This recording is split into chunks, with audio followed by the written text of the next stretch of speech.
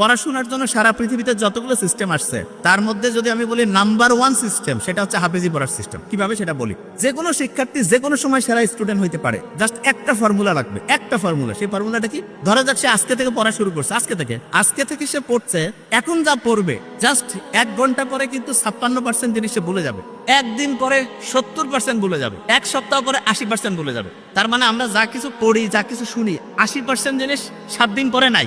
অথচ কোরআন শরীফ যারা পড়ে তারা দেখা যায় যে গোটাল কোরআনের 30টা পারা একদম A to Z মুখস্থ না। তারা কিভাবে খেয়াল রাখে? কেউ যদি হাফেজি পড়াটা দেখে, দেখবে যে হাফেজিতে যারা পড়ে ভোরের টাইমে তারা একটু পড়ে এবং সকালে আবার একটু পড়ে, পড়ার পরে দুপুরের পর থেকে তারা রিভিশন দেয়, মাগরিবের পরে তারা রিভিশন দেয়, এশার পরেও রিভিশন।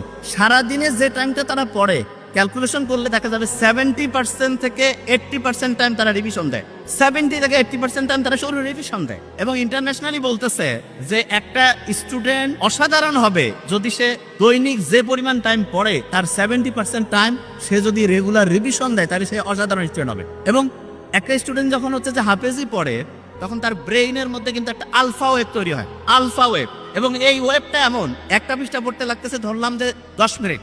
আপনি যদি আলফা ওয়েভে পড়েন, আলফা ওয়েভ ব্রেইনের মধ্যে, তাহলে আল্লাহর রহমতে আপনার ওই পড়াটা 2 থেকে 3 মিনিটে হবে। তার মানে স্বাভাবিকভাবে একটা পড়া আপনি যেই স্পিডে পড়েন, আলফা ওয়েভ থাকলে তার থেকে 4 থেকে 5 গুণ বেশি স্পিডে আপনি আল্লাহর রহমতে পড়তে পারবেন। তাহলে যারা কোরআনের হাফেজিতে পড়ে তারা কিন্তু ব্রেইনে আলফা ওয়েভ তৈরিটা অটোমেটেড হয়। ওই যে আমি যখন কোরআন তেলাওয়াত আমরা শুনলাম তখন এটা ভালো লাগছে না সবার? কোরআন যখন শুনলাম কি কারণে ভালো লাগলো? কারণ কোরআনের আয়াতগুলো আল্লাহ এমন ভাবে অ্যাসেম্বল করছেন, যখনই আমরা শুনি তখন ব্রেইনটা কুল ডাউন হয়। এবং ব্রেইনটা কুল ডাউন হয়ে গেলে ব্রেইনের মধ্যে প্রতি মুহূর্তে যে হচ্ছে বিভিন্ন ঢেউ আছে, ঢেউটা এমন লেভেলে আসে যেটার নাম হচ্ছে আলফা ঢেউ। এবং এই ঢেউটা ব্রেইনের জন্য খুব উপকারী।